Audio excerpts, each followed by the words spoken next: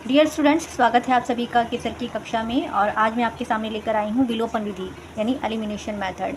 इससे पहले मैंने आपको प्रतिस्थापन विधि के बारे में बहुत ही अच्छे से समझाया था और लोगों को बहुत ज़्यादा पसंद आई थी वो वीडियो।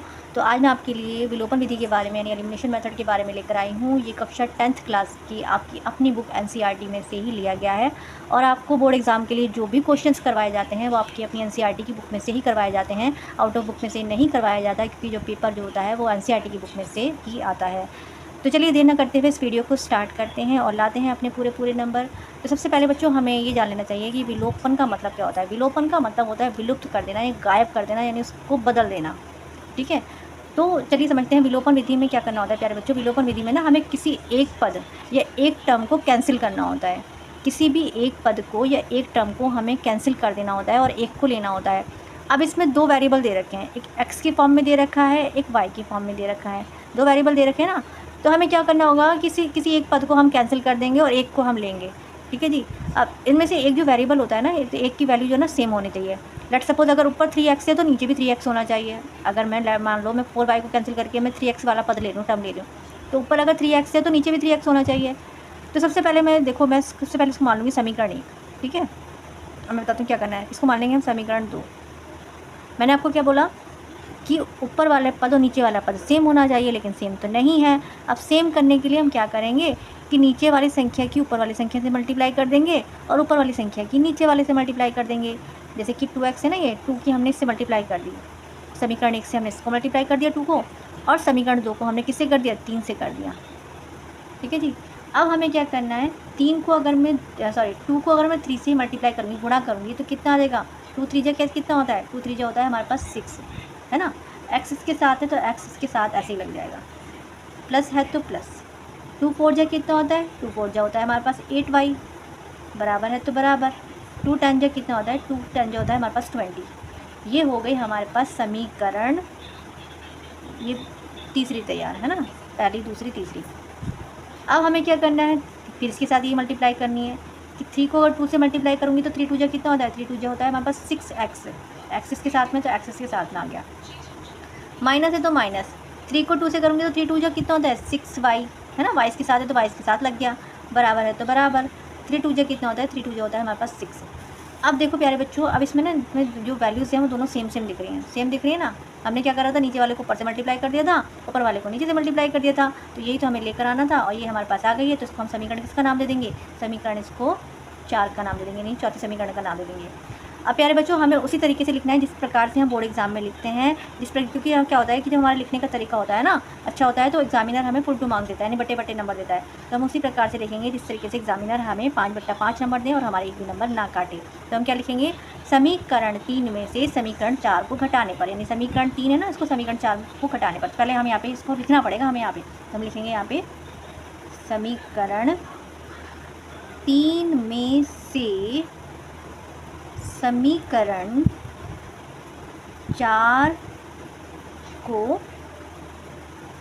घटाने पर, सॉरी यहाँ पे गलत हो गया, घटाने पर। ठीक है जी।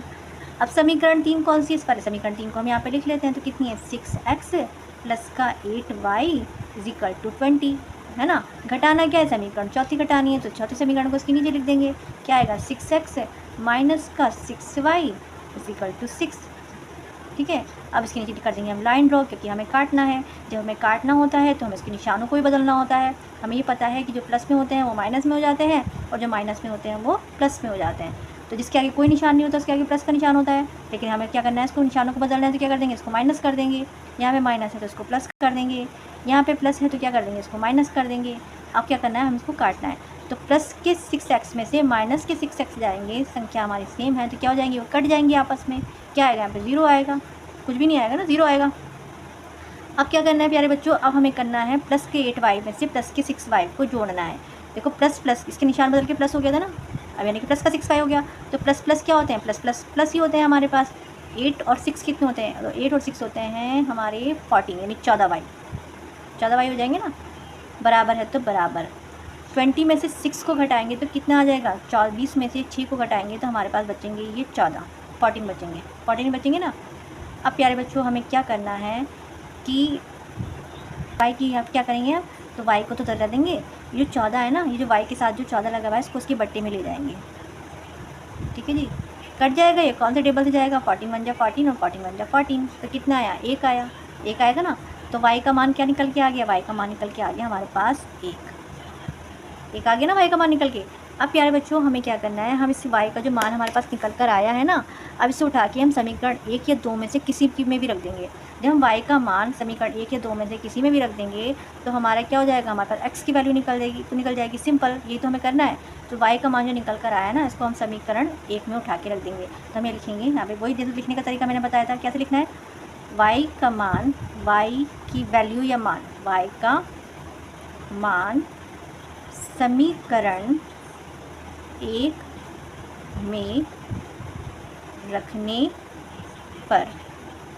ठीक है जी, समीकरण 1 क्या है, पहले समीकरण 1 को हम लिख लेते हैं। यहाँ पे हमारे समीकरण 1 थी 3x प्लस का 4y इज इक्वल टू 10। क्या करना है, जो y का मान निकल कर आया ना उसको y की जगह पे रख दो, सिंपल। 3x तो हमारे पास ऐसे ही रहेगा, प्लस है तो प्लस, 4 है तो 4, y का मान क्या निकल कर आया, y का मान तो 1 निकल के आया, तो हमने यहाँ पे 1 रख दिया, बराबर 10 का 10 हमारे पास ऐसे ही चल रहा है।